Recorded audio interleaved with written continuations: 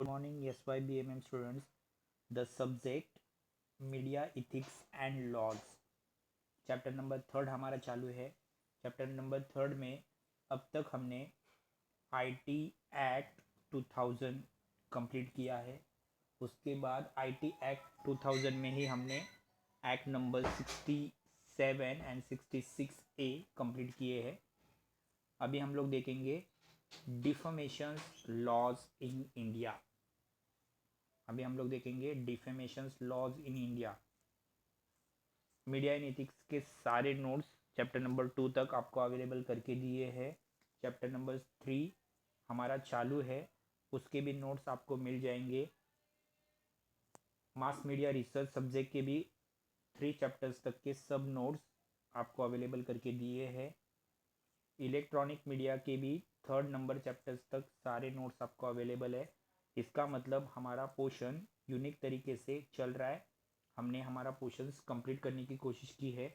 Computer multimedia ये subject हमने पीछे रखा है ताकि क्योंकि उसके नोट्स अवेलेबल नहीं है, लेकिन जल्दी ही हम उसके भी नोट्स लाएंगे और जैसे ही वो नोट्स मिलेंगे हम आपको वो सब्जेक्ट भी पढ़ा देंगे।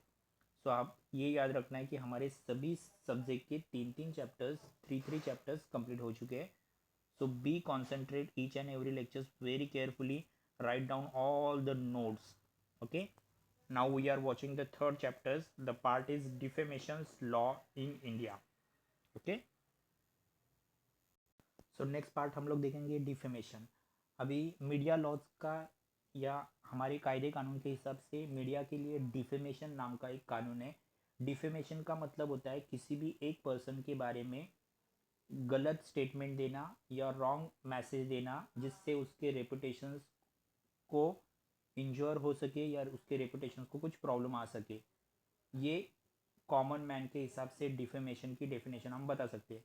आया समझ में कि किसी भी एक इंसान के बारे में फॉल्स स्टेटमेंट या गलत बोलना जिससे उसकी रेपुटेशन में प्रॉब्लम आ जाए या रेपुटेशन खराब हो जाए या इंजोर हो जाए, उस सिचुएशन को कहा जाएगा डिफेमेशन। ओके, इसमें जानबूझकर या अनप्रिविलेज स्टेटमेंट पब्लिश की जाती है या बोला जाता है। ओके, जानबूझकर हमें मालूम होता है कि उस स्टेटमेंट से उस पर्सन को इंजोर होगा, उसकी रेपुटेशन खराब होगी, फिर भी वो फॉल्स स्टेटमेंट हम लोग बोलते हैं या पब्लिश करते हैं, तो उससे कहा जाएगा डिफेमेशन। ओके, डिफेमेशन का इंटेंशन यानी हमारे दिमाग में ही चलता है कि हमें किसी की पर्सनैलिटी को या रेपुटेशन को डैमेज करना है। ओके, तो ये डैमेज जब हम लोग किसी पर्सन की रेपुटेशन को करने की कोशिश करते हैं तो उसके लिए भी लॉज बने। ओके, जो लॉज पनिशेबल है, तो वो पनिशमेंट कौन सी है ये अभी हम लोग मीडिया एथिक्स लॉ में इस सब्जेक्ट में देखने वाले डिफेमेशन लॉ। ओके, तो आपको डिफेमेशन का मतलब समझ में आया होगा, किसी एक पर्सन के बारे में फॉल्स स्टेटमेंट देना ताकि उसकी रेपुटेशन खराब हो जाए, इंजोर हो जाए, इस सिचुएशन को कहेंगे डिफेमेशन। ओके, ये जानबूझकर अनप्रिविलेज स्टेटमेंट दी जाती है, पब्लिश की जाती है, बोला जाता है। ओके, अभी इस तरह की स्टेटमेंट को हम लोग स्लेंडर भी कहते हैं। ओके, अभी डिफेमेशंस के कानून कब बने थे, तो हिस्ट्री में अगर हम देखेंगे तो रोमन यानी इटली या Italy and German, in 2 countries में डिफेमेशंस के रिलेटेड कानून बने। ओके, अगर आप रोमन्स या इटली में जाओगे तो वहाँ पे एक इंसिडेंट हुआ था कि बाइबल से चैंट करते वक्त या बहुत सारी बाइबल से प्रार्थना बोलते वक्त किसी ने एब्यूसिंग या गालियों वाली या गंदी चैंट बोली थी, तो यहाँ से पनिशमेंट स्टार्ट हुई। ओके, और उस पनिशमेंट उसमें ये चैंट बोलने के लिए या ये प्रार्थना गलत बोलने के लिए, एब्यूसिव चैंट करने के लिए उस पर्सन को उसकी टंग काटने की पनिशमेंट दी थी। ओके, फिर 18 सेंचुरी में आप जाओगे तो इंग्लैंड जैसी कंट्री, जो वहाँ पे किसी के बारे में स्लैंडर करना या गलत बोलना या जानबूझकर गलत इंफॉर्मेशन फैलाना, ये criminal and social disease and casting aspiration माना जाता है कि आप किसी के बारे में सोशल डिजीज यानी गलत नहीं बोल सकते या उसकी कास्टिंग नहीं कर सकते, उसकी रेपुटेशन को ख़राब नहीं कर सकते। ओके, इंग्लैंड में तो वुमेंस के लिए भी स्लेंडर एक्ट ऑफ वुमेंस बनाया गया है।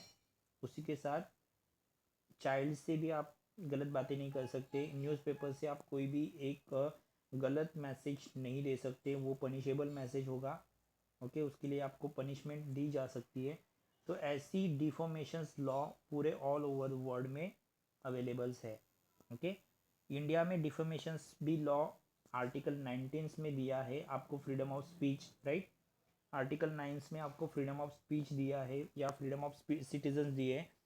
आर्टिकल 19(2) में अगर आप देखोगे तो आपको freedom of speech and expression दिया है, और ये freedom of speech and expression में ही आपको डिफेमेशन का लॉ भी बताया है। ओके, तो contempt of the court, defamation and insight, इस तरह के कुछ लॉ बोले हैं। ओके, तो डिफेमेशन लॉ सिविल लॉ भी में भी आते हैं और क्रिमिनल लॉ भी आते हैं। मतलब इसको सिविल लॉ भी हम कह सकते हैं या क्रिमिनल लॉ भी कह सकते हैं। ओके, अगर आप सिविल लॉ कर रहे हो, किसी की रेपुटेशन ख़राब कर रहे हो, किसी के बारे में गलत बोल रहे हो, तो आपको उसको डैमेज, उसकी रेपुटेशन जो ख़राब हुई है उससे रिलेटेड आपको उतने पैसे पे करने पड़ते हैं या उसको क्लेम करना पड़ता है। ओके, वही अगर आप क्रिमिनल लॉ या आप जो कुछ गलत बोल रहे हो, फॉल्स स्टेटमेंट दे रहे हो, उस पर्सन इसलिए उस पर्सन की इमेज ख़राब हो गई, रेपुटेशन ख़राब हो गई, और कई बार उसकी वजह से कुछ क्रिमिनल सिचुएशन आ गई, तो ये सिचुएशन बेलेबल है। ओके, ये नॉन कॉन्टिजेबल ऑफेंस है, मतलब इसको नोट डाउन नहीं किया जाएगा या इसकी एफआईआर नहीं बनाई जाएगी, लेकिन फिर भी आपको पुलिस अरेस्ट कर सकती है और अरेस्ट वारंट आपके लिए ला सकती है, और इसके तहत आपको सिंपली 2 साल की पनिशमेंट होगी, या 2 साल आप जेल में आपको ठूसा जाएगा, या आपको फाइन भरना पड़ेगा। कई बार ये दोनों भी आपको करने पड़ेंगे। ओके, तो सिविल लॉ के हिसाब से सिर्फ आपको क्या किया जाएगा, तो सिविल लॉ के हिसाब से सिर्फ आपको आपको आपकी पर्सनैलिटी को या आपको पनिशमेंट दी जाएगी, आपको कुछ पैसे देने पड़ेंगे, क्लेम करना पड़ेगा। और क्रिमिनल लॉ के हिसाब से पुलिस आपको अरेस्ट कर सकती है मैजिस्ट्रेट से परमिशन लेके आकर, आपको 2 साल की पनिशमेंट होगी या फाइन भरना पड़ेगा। ओके, अभी सिविल डिफेमेशन हमने देखा है। तो सिविल, अगर आपने कोई डिफेमेशन स्टेटमेंट दी है तो उसके लिए आपको, और आप किसी पर्सन की रेपुटेशंस को इंश्योर करना चाहते हो, ख़राब करना चाहते हो, या किसी पर्सन के क्लास को ख़राब करना चाहते हो, उसकी पोस्ट को ख़राब करना चाहते हो, हार्ड करना चाहते हो, तो उस सिचुएशंस को डिफेमेशन, सिविल डिफेमेशंस कहा जाएगा कॉमन मैन की लैंग्वेज में। ओके, दूसरा ये होगा कि अगर पॉलिटिशियन है कोई, ओके, तो पॉलिटिशियन की इमेज क्या होती है, हमेशा वो करप्टेड पर्सन होता है। ओके, तो ये कोई डिफॉर्मेशंस नहीं है, क्योंकि एक पर्सन दूसरे पर्सन को ये बातें जनरल स्टेटमेंट कर सकता है। ओके, तो उसके लिए आपको कोई स्पेशल पनिशमेंट नहीं होगी, या आपको उस पॉलिटिशियन को कोई कंपनसेशन देने की ज़रूरत नहीं है। ओके, अगर आप कोई बात सिर्फ ओरली बता रहे हो या रिटर्न में लिख के दे रहे हो, लेकिन उसको पब्लिश नहीं कर रहे हो, तो वो भी डिफॉर्मेशन नहीं है। ओके, डिफॉर्मेशंस में आप एक लेटर या एक रिसिप्ट लिखकर वो अगर बड़े ऑफिसर्स के पास दे रहे हो तो उसको डिफॉर्मेशंस कहा जा सकता है। ओके, लेकिन कॉन्स्टिट्यूशंस के हिसाब से कोई एक प्राइवेट लेटर आप दूसरे प्राइवेट पर्सन्स को दे रहे हो और उसमें कुछ गलत लिख के दे रहे हो, तो वो डिफॉर्मेशंस नहीं होता है। ओके, आप किस चीज़ को आप डिफॉर्मेशंस कहोगे, तो पहला स्टेट, उसके अंदर दी हुई स्टेटमेंट पब्लिश होनी चाहिए और वो सच होनी चाहिए। दूसरा, अगर वो फेयर कमेंट नहीं है और पब्लिक को या गवर्नमेंट को या सोसाइटी को कुछ उससे प्रॉब्लम हो रहा है, तो उसको डिफॉर्मेशन हम कह सकते हैं। अगर आपकी कोई स्टेटमेंट वेस्टेज है, उसका मीनिंग नहीं है, तो भी उसको डिफॉर्मेशन कह सकते हैं। ओके, तो क्रिमिनल डिफॉर्मेशन क्या है, तो हमारे आर्टिकल नंबर्स, हमारी जो कॉन्स्टिट्यूशन की बुक है उसमें सेक्शन 499 इंडियन पिनल कोड के तहत किसी भी पर्सन्स जिसकी इमेज आप हार्म करना चाहते हो, या जानबूझकर आपको नॉलेज होने के बाद भी आप उसकी इम्पेटुटेशंस यानी उसकी इमेज को और डिस्टर्ब करना चाहते हो, तो उस टाइप की लॉज को क्रिमिनल डिफेमेशन कहा जाएगा। ओके। अगर आप किसी एक कंपनी या एसोसिएशन की भी इमेज खराब करना चाहते हो तो भी उसको क्रिमिनल डिफेमेशन कहा जाएगा। कई बार आप लोग डिफॉर्मेशंस डायरेक्टली या इनडायरेक्टली भी करते हो। कई बार उसमें मोरल या इनएक्चुअल कैरेक्टर्स भी होते हैं। ओके। मतलब कई बार आप जो किसी को बुरा बोलते हो तो उसके पीछे आपका कुछ मोरल्स होता है, मतलब अच्छी थिंकिंग होती है, ये भी हो सकता है, या किसी का अच्छा मीनिंग निकल सकता है, इनएक्चुअल कैरेक्टर्स भी होते हैं। कई बार आप किसी को कास्ट के ऊपर बोल के भी क्रिमिनल डिफॉर्मेशंस कर सकते हो। तो ये डिफॉर्मेशंस के टाइप्स है। अभी आर्टिकल 499 में कौन सी चीज़ों को डिफॉर्मेशन नहीं बोला है। ओके। अगर आप पब्लिक की अच्छाई के लिए कोई स्टेटमेंट दे रहे हो तो उसको डिफॉर्मेशंस नहीं कहा जाएगा।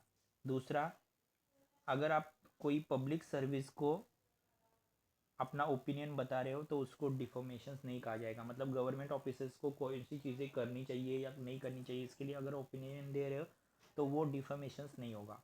नेक्स्ट है, अगर कोई गवर्नमेंट ऑफिसर्स या पॉलिटिशियंस ने आपको क्वेश्चन पूछे, पब्लिक क्वेश्चंस, आप किसी पॉलिटिशियंस या गवर्नमेंट को पूछ रहे हो तो वो डिफॉर्मेशंस नहीं कहा जाएगा। ओके। नेक्स्ट है, कोर्ट की जो प्रोसीजर्स है उस प्रोसीजर्स में आप कोर्ट के प्रोसीजर्स के हिसाब से रहकर अगर कोर्ट से कोई सवाल पूछ रहे हो, जज से, लॉयर से, या जो कुछ होंगे वहाँ पे, तो उसको हम लोग डिफॉर्मेशन नहीं कह सकते। ये आपको राइट्स है। ओके। नेक्स्ट है,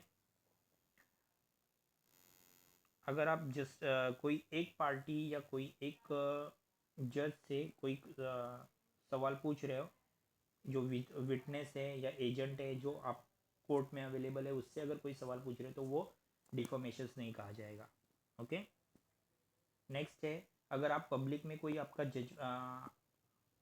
पब्लिक में अगर आपको किसी ने जजमेंट पूछा है और आप जजमेंट दे रहे हो तो उसको डिफॉर्मेशंस नहीं कहा जाएगा। ओके। जो चीज़ें सेंसर से या ख़राब है लेकिन उससे किसी का कुछ नुकसान नहीं हो रहा है, वो लॉफुल है, तो उसको हम डिफॉर्मेशंस नहीं कह सकते। ओके। नेक्स्ट है, एक्यूजेशंस ऑफ ऑफेंस। अगर आप कोई बड़ा गुनाह आपने नहीं किया है और आप खुद को जज करना चाहते हो या आप खुद को आ, अच्छा दिखाना चाहते हो तो वो डिफॉर्मेशंस नहीं होता है। अगर आप आपकी फैमिली, आपके चिल्ड्रंस या आपकी वाइफ या आपके पेरेंट्स को बचाने के लिए कोई स्टेटमेंट करते हो तो उसको डिफॉर्मेशंस नहीं कहा जाएगा। ओके। नेक्स्ट है, अगर आप गवर्नमेंट ने दिए हुए प्रोटेक्ट ऑफ इंटरेस्ट का इस्तेमाल कर रहे हो पब्लिक गुड्स के लिए तो उसको डिफॉर्मेशन नहीं कहा जाएगा। जैसे यहाँ पे थूकना मना है, ऐसा भी कहीं कहीं पे, तो अगर आप उस पर्सन को थूकने के बारे में कुछ बोल रहे हो तो उसको डिफॉर्मेशन नहीं कहा जाएगा। ओके। तो ये सारे चीज़ों को डिफॉर्मेशन नहीं कहा जाएगा। कॉन्स्टिट्यूशंस में कौन से लॉ है डिफॉर्मेशन से रिलेटेड? तो कॉन्स्टिट्यूशंस में आर्टिकल नंबर 19 जिसको हम फ्रीडम ऑफ स्पीच कहते हैं एंड फ्रीडम ऑफ एक्सप्रेशन, ये डिफॉर्मेशन लॉ है। उसी के साथ article number 21, okay, that is right of life, ये भी एक टाइप का डिफॉर्मेशन लॉ है। ओके। तो अब तक डिफॉर्मेशन से रिलेटेड कोई केस है क्या? तो यहाँ पे डिफॉर्मेशन से रिलेटेड 3 केस के बारे में यहाँ पे दिया है, DP Chaudhary and Manjulata. Okay. तो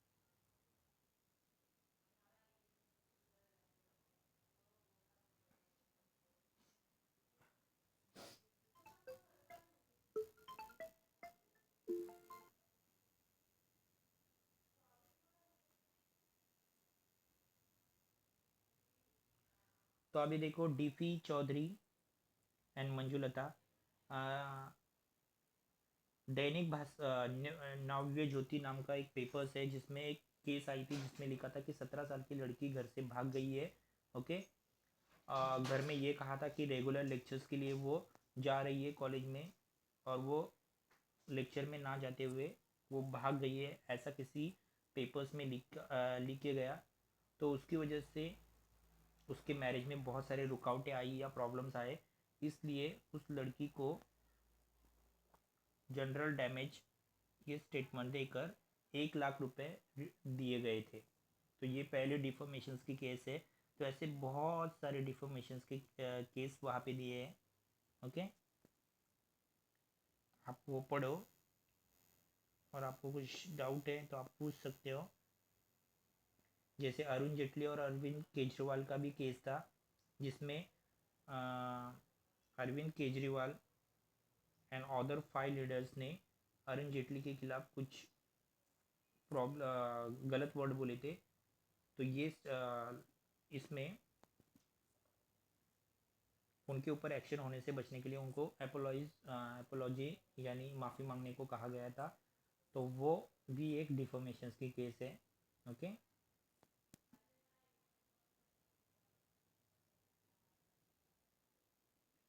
उसके बाद रामधारा एंड फुलावती बाई नाम की भी एक केस है।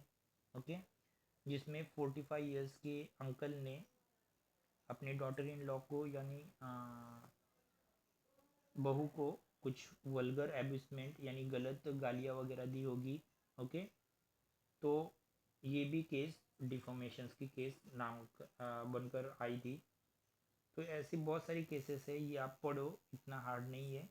ओके, और अगर इससे रिलेटेड कुछ प्रॉब्लम्स है तो आप पूछ सकते हो। यहाँ पे आपका ये deformation part media law and ethics के हिसाब से कंप्लीट हो चुका है। ओके, इसमें से हमें केसेस के बारे में इतना इंपॉर्टेंस नहीं है, लेकिन ये डिफॉर्मेशंस क्या होता है ये तो आपको कम से कम मालूम होना चाहिए।